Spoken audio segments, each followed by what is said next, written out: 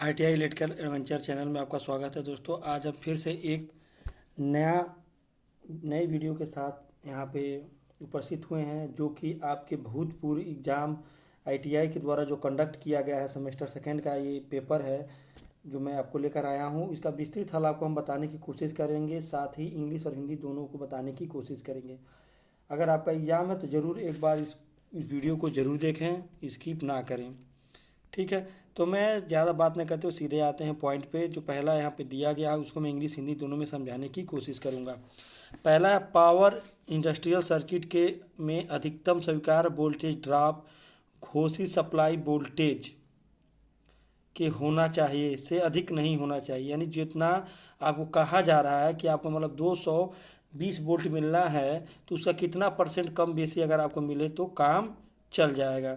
तो यहाँ पे अगर देखा जाए तो हम देखेंगे, अगर इंग्लिश में हम कहो तो कहा जाएगा the maximum permissible press permissible voltage drop in power industrial circuit should not be more than, मतलब इससे ज़्यादा वोल्टेज ड्रॉप नहीं होना चाहिए। ठीक है, तो इसका आंसर आपको अगर देखा जाए तो आंसर आपका होगा 10%। ठीक है, फिर आगे बढ़ते हैं। ट्रांसफार्मर के ब्रीथर में प्रयुक्त होने वाला रसायन क्या होता है। इन्होंने पूछा जो ट्रांसफार्मर का जो ब्रीथर होता है उसका उसमें जो रसायन प्रयोग होता है वो किसका यूज मतलब उस क्या होता है। पोटेशियम क्लोरेट, पोटेशियम डाइक्रोमाइट या सिलिका जेल या सोडियम सिलिकेट। तो इसका सही आंसर होता है आपका सिलिका जेल। ठीक है, बहुत बार क्वेश्चन पूछ लेता है, ट्रांसफार्मर का क्वेश्चन तो बहुत पूछता है, सिलिका जेल पूछ लेता है। फिर ये जब नमी सोख लेता है, मॉइस्चर सोख लेता है, तब इसका रंग कैसा हो जाता है। ऐसे करके क्वेश्चन बहुत से यहाँ पे पूछते हैं, इसको आप जरूर एक बार तैयार कर लीजिएगा। फिर आगे हम देखते हैं, दूसरा नंबर है सरफेस कंड्यूट वायरिंग। एक मिनट, सरफेस कंड्यूट वायरिंग में सैंडल में अधिकतम अंतराल नहीं होना चाहिए, फिक्स किया जाना चाहिए। हालांकि जहां बैंड और अन्य फिटिंग का उपयोग किया जाता है उन्हें उन फिटिंग के केंद्र से दूरी पर किसी भी और फिक्स किया जाना चाहिए। मतलब कितनी दूरी पे, देखिए अगर एक्चुअली हम बात करें तो ये जो दिया गया है दूरी यहाँ पे एक भी सही नहीं दिया गया है। ठीक है, अगर आप अब बुक उठा के पढ़ेंगे तो लिखा गया कि सैंडलों के बीच की दूरी 30 सेंटीमीटर से अधिक नहीं हो, 30 सेंटीमीटर और 60 सेंटीमीटर, यानी 60 सेंटीमीटर से अधिक नहीं होना चाहिए सैंडलों के बीच की दूरी। फिर जो 30 सेंटीमीटर जो सैंडल दिया गया है तो 30 सेंटीमीटर जो अधिक नहीं होना चाहिए। यानी कहने का मतलब है अगर आपके पास कोई जंक्शन बॉक्स है, मान लीजिए आपका ये आपका जंक्शन बॉक्स है, ऐसे गया हुआ है। ठीक है, तो इस सैंडल की दूरी इस जंक्शन बॉक्स से मात्र 30 सेंटीमीटर से अधिक नहीं होनी चाहिए। ये एक पॉइंट नंबर 1 है, 30 सेंटीमीटर से अधिक नहीं होनी चाहिए। ठीक, और दूसरा ये कह रहा है कि कंडक्टर वाले सैंडल के अधिकतम अंतराल पे फेंक, मतलब इससे ज़्यादा अंतराल नहीं करना। जब आपकी वायरिंग अगर सीधे दूरी पे जा रही है तो उस समय सैंडल का अंतराल अगर बुक में पढ़ेंगे तो आपको 60 सेंटीमीटर देगा कि 60 सेंटीमीटर से अधिक नहीं होना चाहिए। कहीं कहीं आपको 1 मीटर भी मिलेगा, लेकिन बुक में आप देखेंगे तो 60 ही सेंटीमीटर आएगा। तो यहाँ पे अगर देखिए लगभग नियर अबाउट जो मैच कर रहा है, तो जो जंक्शन फिटिंग केंद्र से मतलब जो जंक्शन बॉक्स होगा जहाँ से बैंड होगा तो 30 सेंटीमीटर, ये तो सेकंड वाले में 30 सेंटीमीटर यहाँ आएगा, कंफर्म है। ठीक, अब रह गया 1.2 मीटर, तो इससे अधिक नहीं। जब हमारी वायरिंग सीधे जा रही है इस समय इसके बीच की दूरी कितना होना चाहिए, सैंडलों के बीच की दूरी 1.2 मीटर से अधिक नहीं होना चाहिए। अगर किताबी में बात करें तो 60 सेंटीमीटर किताब में आपके दिया होगा, ये आप देख लीजिएगा। कहीं कहीं अगर आपसे पूछ लेता है तो कहीं कहीं 1.2 की जगह 1 मीटर भी दे देता है, इसको भी ध्यान रखिएगा। ठीक है, बहुत अच्छा क्वेश्चन था। आप बस अपनी प्रैक्टिस को आगे बढ़ाते रहिए। चौथा, मेगर के द्वारा वायरिंग इंस्टॉलेशन के टेस्टिंग के समय सर्वाधिक महत्वपूर्ण अपनाई जाने वाली सावधानी कौन है। अगर जब मेगर को आप यूज कर रहे हैं तो सबसे अधिक सर्वाधिक अपनाए जाने वाली महत्वपूर्ण क्या है सावधानी। Main power supply switch off करना चाहिए, main power supply switch on करना चाहिए, सभी लाइन या न्यूट्रल वायर को एक साथ शॉर्ट करना चाहिए, या सभी लाइव इन न्यूट्रल तथा अर्थ कनेक्शन को खुला रखना चाहिए। तो इन चारों में से क्या होना चाहिए ऑप्शन। अगर आप देखा जाए तो जो मेगर है उसके अंदर खुद की अपनी सप्लाई होती है, मेगर जो होता है। ठीक है, क्योंकि उसमें एक मोटर लगा होता है, एक जनरेटर लगाता है, जो जनरेटर जो हम घुमाते हैं तो उसमें विद्युत सप्लाई पैदा होती है और उसके द्वारा हम क्या करते हैं मेन सप्लाई से हम लोग विद्युत इंस्टॉलेशन को उसकी इंसुलेशन टेस्टिंग करते हैं। तो सबसे पहले इसका क्या होना चाहिए, मेन पावर सप्लाई क्या होना चाहिए, आप होना चाहिए। सबसे पहला प्रिकॉशन आपका यही होना चाहिए, मेन पावर सप्लाई क्या होना चाहिए, आप होना चाहिए। ठीक, नेक्स्ट आगे हम बात करते हैं 5वें नंबर क्वेश्चन की। तो इसने कहा है जब एक डिवाइस जो ट्रांसफार्मर टैंक में अत्यधिक आयल वेपर पर कार्य करती है और यह किसी भी प्रकार की त्रुटि होने पर ट्रांसफार्मर तत्काल सर्किट से कट ऑफ कर देती है, मतलब सर्किट से कट ऑफ करती है, यानी एक सर्किट ब्रेकर का काम करती है। तो यहाँ पर लिखा गया है एयर ब्रेक सर्किट स्विच। तो ट्रांसफार्मर के अंदर कोई भी एयर ब्रेक स्विच नहीं होता है। ठीक है, ऑप्शन नंबर ए पहले गलत हो गया। गैस फील्ड थर्मोस्टेट यहाँ पे नहीं होगा। ठीक, फिर यह रीड रिले ये भी नहीं होता है। इसके अंदर सिर्फ होता है बकोल्ज रिले। जो बकोल्ज रिले जो क्या होता है, आपके ट्रांसफार्मर के कंजर्वेटर और मेन टैंक के बीच में लगा होता है, जो कि जो भी इसमें जब गैस अत्यधिक भर जाती है, यानी जब आपका तेल का प्रसार बहुत ज़्यादा हो जाता है, हीट हो जाता है ट्रांसफार्मर, तो बकोल्ज रिले क्या करता है, आंतरिक फॉल्ट होने पे जब गैसों की मात्रा बहुत ज़्यादा हो जाता है तो ये क्या करती है, सर्किट को काट देता है, ट्रांसफार्मर को विद्युत सप्लाई से अलग कर देता है। तो यहाँ पे ऑप्शन नंबर आपका सी हो जाएगा। बहुत अच्छे से आप समझ गए होंगे। आगे इन्होंने पूछा है IGBT के माध्यम के पंच में टाइम होता है। अगर इंग्लिश में बात करें तो आप इंग्लिश में भी समझ लीजिए, जो क्वेश्चन इंग्लिश में ज़रूरत है मैं इंग्लिश में आपको बता दूंगा।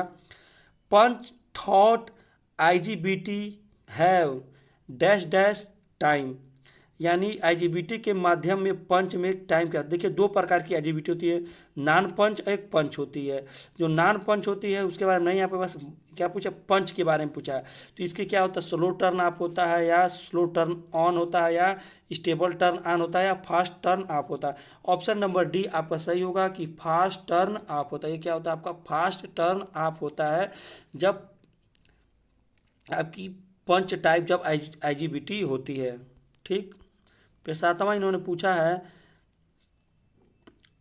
आउटपुट वोल्टेज का नो लोड से फुल लोड पर प्रतिशत परिवर्तन ट्रांसफार्मर का कहलाता है।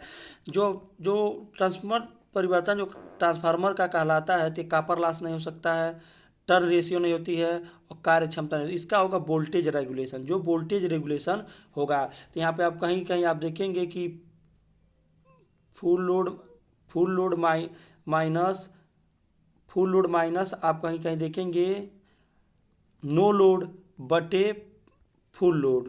फिर कहीं आपको देखने को मिलेगा कि no load minus full load बटा हाफ, मतलब नो लोड। ऐसे ऐसे करके वोल्टेज रेगुलेशन आपको दो तरह के दो फार्मूले आपको मिलेंगे। ठीक है, तो वोल्टेज रेगुलेशन के दो फार्मूले हैं जो आउटपुट वोल्टेज और नो वोल्ट फुल लोड पर प्रतिशत परिवर्तन को दर्शाते हैं।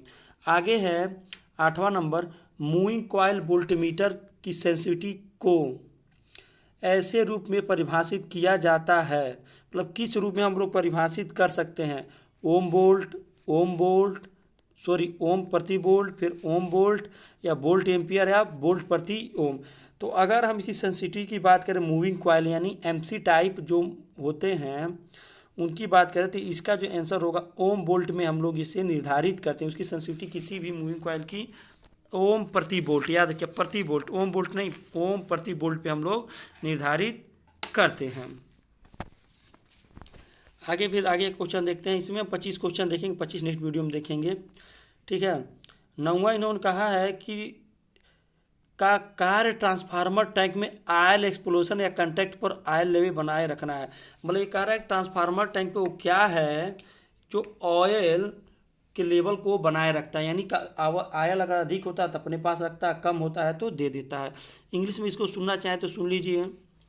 The function of the dash dash is the maintain the oil level in the transformer tank as the oil expanded या कंट्रैक्ट्स। तो ऑप्शन नंबर यहाँ पे देखा जाए ब्रीथर। तो यहाँ पे हम एक एक ऑप्शन के बारे में बात करेंगे। तो एक एक ऑप्शन, ब्रीथर जो होता है आपका सांस लेने का काम करता है, जिसमें सिलिका जेल भरा होता है। एक्सप्लोजन वेंट वो होता है जब अंदर ही कोई फॉल्ट होता है, जब बहुत ज़्यादा तेल का दबाव बढ़ जाता है, जब तेल का बहुत ज़्यादा ही दबाव बढ़ जाता है उस टाइम एक्सप्लोजन वेंट जो आपका होता है वो वहाँ से शीशे का की तरह लगा हो तो वो टूट जाता है और उसके रास्ते सारा तेल बाहर निकल जाता है, जिससे ट्रांसफार्मर में आग और ब्लास्ट नहीं होता है। ठीक है, नहीं लगती है ना, लगता है। अब बात करें टैप चेंजर। जो टैप चेंजर होता है, ट्रांसफार्मर से हम वोल्टेज, अलग अलग वोल्टेज प्राप्त करने के लिए टैप चेंजर लगाते हैं। ठीक है, तो ऑयल लेवल, यानी जो कंजर्वेटर होता है यही आपका ऑयल लेवल को क्या करता है, मेंटेन करता है। कंजर्वेटर की बात करें तो कंजर्वेटर आपका ये ट्रांसफार्मर, मान लीजिए ट्रांसफार्मर है, तो कंजर्वेटर आपके ऐसे ही इस पर बना होगा। ट्रांसफार्मर के ऊपर आप देखे होंगे एक बेलनाकार, एक सिलेंडर के नुमा एक ट्रांसफार्मर के ऊपर बना होता है। ठीक है, यही होता है आपका कंजर्वेटर। ठीक है, ट्रांसफार्मर के ऊपर जो बराबर ट्रांसफार्मर आपके गांव और शहर में लगा होगा, आप जरूर एक बार देख लीजिएगा। टॉप वाले भाग को ही कंजर्वेटर कहते हैं। कहीं पे ज़रूरत होती है, छोटे ट्रांसफार्मर नहीं ज़रूरत होती है, बड़े ट्रांसफार्मर ज़रूरत होती है, तो कंजर्वेटर लगा होता है। अगवा आगे है 10 number, controlling torque. Controlling torque act the balance दोनों के डिफ्लेक्टिंग होने पर इंडिकेटिंग इंस्ट्रूमेंट का पॉइंटर में क्या होगा। यानी 10वां नंबर आप सुन लीजिए इंग्लिश में, कंटेक्टिंग टार्क एक्ट तथा बैलेंस दोनों के डिफ्लेक्टिंग होने पर इंडिकेटिंग इंस्ट्रूमेंट का पॉइंटर में क्या होगा। तो कह रहा है when both deflecting, when both deflecting controlling torque act and balance the pointer of an indicating instrument come to। फिर से एक बार सुन लीजिए, when both deflecting controlling torque act and balance the pointer of an indicating instrument come to, मतलब कि जब controlling torque act तथा balance दोनों के लिए डिफ्लेक्ट होने पर इंडिकेटिंग इंस्ट्रूमेंट पॉइंटर क्या होगा, तो रेस्ट पोजीशन में चला जाता है। वो किस पोजीशन में चला जाएगा, रेस्ट पोजीशन में, यहाँ पे रेस्ट हो जाएगा, पॉइंटर आपके रेस्ट में आ जाएगा, रेस्ट हो जाएगा। ठीक है, 11वां है PMMC इंस्ट्रूमेंट का उपयोग किया जाता है। PMMC में आपका होता है permanent magnetic moving coil instrument का उपयोग कहाँ किया जाता है। तो देखिए जो परमानेंट मैग्नेट टाइप जो होता है, जहाँ परमानेंट मैग्नेट का यूज किया जाता है, तो AC DC दोनों में कभी नहीं किया जा सकता, कैलिब्रेशन में नहीं हो सकता है, AC मेजर सेट में नहीं हो सकता, बस DC मेजर सेट में हो सकता है। जो PMMC टाइप इंस्ट्रूमेंट होते हैं सिर्फ DC मेजरमेंट के लिए यूज किए जाते हैं। ठीक, आगे देखते हैं, सेल में एनोड मड कहाँ संग्रहित होता है। सेल की बात कर रहा, सेल में एनोड मड कहाँ होता है। तो ऑप्शन नंबर है सेल रॉड के नीचे, कैथोड रॉड के नीचे, कैथोड रॉड पर, एनोड रॉड पर। तो देखिए जो सेल का एनोड मड होता है वो एनोड रॉड के नीचे क्या करता है, एनोड रॉड के नीचे ही वो इकट्ठा होता है, जिसे हम लोग सेल मड कहते हैं।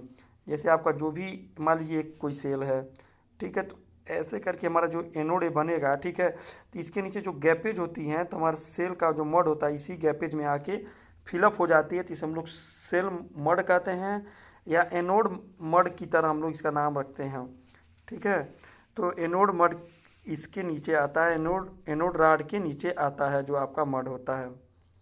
ठीक है, 12 नंबर है DC मोटर के रोटेशन की दिशा निर्धारित करता है। DC मोटर यानी मुर्दाबाद, यानी बाएं हाथ का आपका मुर्दा, फ्लेमिंग के बाएं हाथ का नियम डायरेक्टली लगाएंगे। आप हमेशा इसमें कंफ्यूज जाते हैं, मेरा एक कॉन्सेप्ट रखिए, मोटर यानी मुर्दाबाद, तो यानी फ्लेमिंग का बाएं हाथ का नियम यानी यही लगेगा। ठीक है, जनरेटर यानी जिंदाबाद, यानी दाहिने हाथ का नियम लगेगा। एम्पियर के राइट हैंड ग्रिप का ही हम लोग धारा की दिशा नापते हैं। मैक्सवेल के कार्य किसको, ये भी हम लोग धारा की दिशा के लिए हम लोग धारा और मैग्नेटिक फ्लक्स की दिशा, हम लोग फ्लक्स की दिशा ज्ञात करने के लिए इन दोनों का यूज करते हैं। ठीक है, तो यहाँ पे हमारा ऑप्शन नंबर 20 सही होगा, फ्लेमिंग के बाएं हाथ के नियम। फिर लाइट फैन सब सर्किट अधिकतम लोड की नहीं होना चाहिए। लाइट फैन सब सर्किट यानी लाइट फैन एंड सब circuit can accommodate and maximum load is. देखिए जो सब सर्किट होता है आपका 1 किलोवाट का होता है। जब लाइट फैन जब पूछा है तो यहाँ पे 800 वाट यानी 10 पॉइंट, लाइट सर्किट लिए 10 पॉइंट और 800 वाट से ज़्यादा नहीं होना चाहिए। यानी आपका जो भी स्विच बोर्ड्स लगे होंगे तो 10 उसमें पॉइंट होंगे और उस पर जो टोटल लोड होता है 800 वाट से अधिक का नहीं होना चाहिए। ये AIE रूल के अनुसार है। अब आगे बात करते हैं, ट्रांसफार्मर से देखिए इसमें क्वेश्चन बहुत ज़्यादा पूछे गए हैं, और ट्रांसफार्मर बहुत आप अगर अच्छे से अगर लर्न किए हैं तो आप जरूर क्वेश्चन का जवाब देंगे।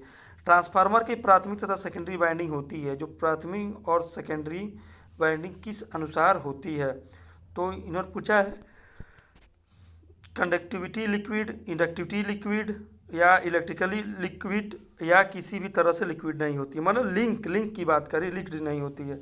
इंग्लिश में ऑप्शन सुन लीजिए, कंडक्टिवली लिंकेड, इंडक्टिवली लिंकेड, या नॉट एट लिंकेड, या इलेक्ट्रिकली लिंकेड। देखिए जो भी आपका यहाँ पे ऑप्शन होगा आपको लगेगा कि इलेक्ट्रिकली लिक्विड होती, नहीं। आपकी जो ट्रांसफार्मर की प्राइमरी से सेकेंडरी होती है इंडक्टिविटीली लिक्विड होती, इंडुअल होती है, ठीक है।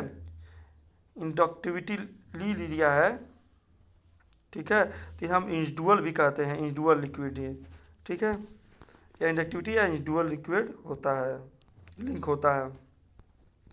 16 नंबर, पावर केबल में प्रयुक्त होने वाले सुचालक का आकार निर्भर करता है। जो देखिए पावर केबल है चाहे कोई भी केबल है, उसमें जो सुचालक का जो आकार यानी कंडक्टर की साइज किस पे डिपेंड करती है, तो हमेशा आपके ले जाने वाले करंट पे डिपेंड करती है। जो भी कंडक्टर उसकी साइज हम हमेशा उसके करंट के ऊपर डिपेंडेंट करते हैं। अब वोल्टेज, ऑपरेटिंग वोल्टेज होता है, ये हमारे इंसुलेशन पे डिपेंड करता है।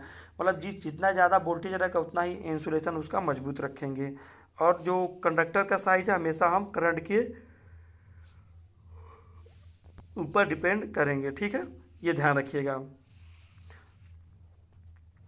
कहीं कहीं आपसे पूछे, देखिए पावर फैक्टर लिखा है ना, कहीं पे पूछेगा पावर पावर मतलब पावर केबल में पावर फैक्टर का मान कितना लेकर उसके करंट का मतलब कंडक्टर की साइज को निर्धारित किया जाता है। मतलब कितना है पावर फैक्टर पे मानकर कंडक्टर की साइज हम लोग डिफाइन करते हैं, क्योंकि जैसे पावर फैक्टर का जैसे जैसे मान गिरता है करंट की मात्रा बढ़ जाएगी। इस अनुसार से तो केबल का हम लोग बनाने के लिए बहुत दिक्कत होगी, क्योंकि बनाने के लिए यह दिक्कत होगी कहीं कि कहीं पावर फैक्टर कम होता है, कहीं ज़्यादा होता है।